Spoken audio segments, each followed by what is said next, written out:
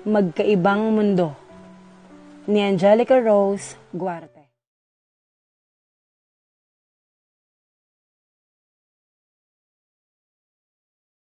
Isdang si Miguel. Matagal ko nang nais na makadaupang palad siya.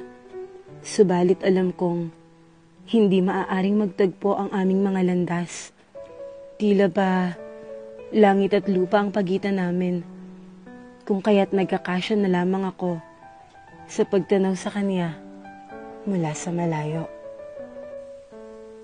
Ang ganda ng ngiti ng prinsesa ko. Masaya lang po ako, Ama. Ang sabihin mo, nakita mo na naman si Mig. Hindi na naituloy ni Mayumi ang sasabihin niya dahil maagap kong tinakpan ang kanyang bibig.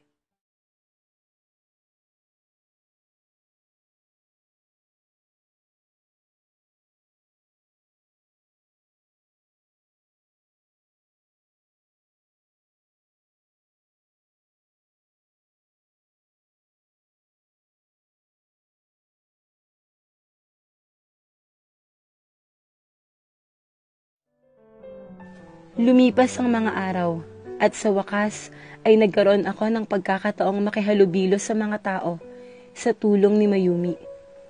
Siya lang ang tanging nakakaalam kung gaano akong nasasabik na makita ng malapitan si Miguel. Batid naming pareho ang kahihinatnan ng ginawa naming pagsuway sa mga bili ni Ama. Ngunit isinantabi ko na muna ang takot. Mapalapit lang ako sa binatang lihim kong iniibig. Napakakisig niya talaga. Wala sa isip na sambit ko habang ang mga matay nakatuon lamang kay Miguel na masayang nakikipag-usap sa mga kaibigan niya. Pigilan mo ang sarili mo, kapatid ko. Kailangan maging maingat tayo. Kumabog ng malakas ang aking dibdib at tila ko itinulos sa kinatatayuan nang biglang magtama ang aming mga paningin. Pakiramdam ko, nalaglag ang aking puso nang ako'y kanyang ngitian. Huwag mong kalilimutang hindi tayo maaaring magtagal dito, Maaya. Nahabag lamang ako sa iyo, kaya sinamahan kita rito. Pero alalahanin mong, hindi nababagay ang tulad natin sa kanila. Walang gana akong napatango at tinapunan si Mayumi ng isang tipid na ngiti. Ngunit hindi ko inaasahang ang pagtatagpong yon ng mga paningin namin ni Miguel ang magiging daan upang mas higit ko pa siyang makilala. Mag-isa akong nakaupo sa batuhan sa tabing dagat at pinapanood ang paglubog ng araw. Nakapatong ang dalawang braso sa aking mga tuhod at nililipad ng hangin ang mahaba at alon-alon kong buhok na sing-itim ng gabi. Ang mabining hampas ng mga alon at huni ng mga ibon ang maririnig sa paligid. Nang may biglang tumikhim mula sa aking likuran, agad naman akong napalingon at katulad noong nagdaang araw, tila nagwala na naman ang aking puso at naumid ang aking dila. Magandang hapon.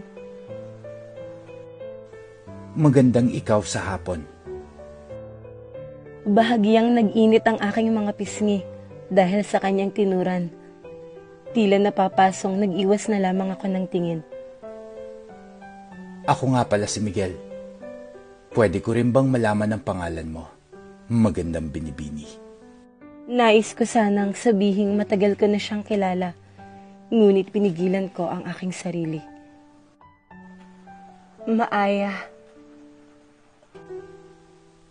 Maaya, bagay na bagay sa'yo.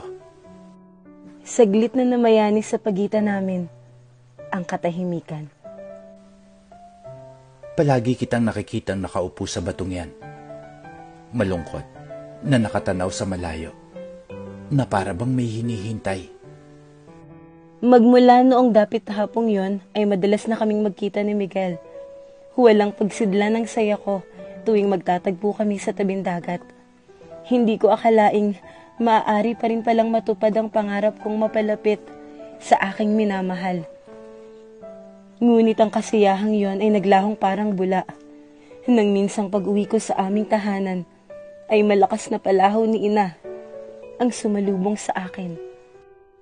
Ganoon na lamang ang aking panlulumo nang makita si Mayumi na duguan habang nasa kandungan ni ama. Sira na ang aming tahanan at maraming nawala ng buhay. Ngunit magsisiman ako ay huli na. Ipinikit ko na lamang ang aking mga mata at tahimik na lumuha nang muling magsalita si ama. Kasalanan to ng mga walang pusong mangingisda. Hindi sila nararapat sa mga biyayang kaloob ng kalikasan. Labag man sa loob ko, nilisan namin ang lugar na yon. Wala na ako.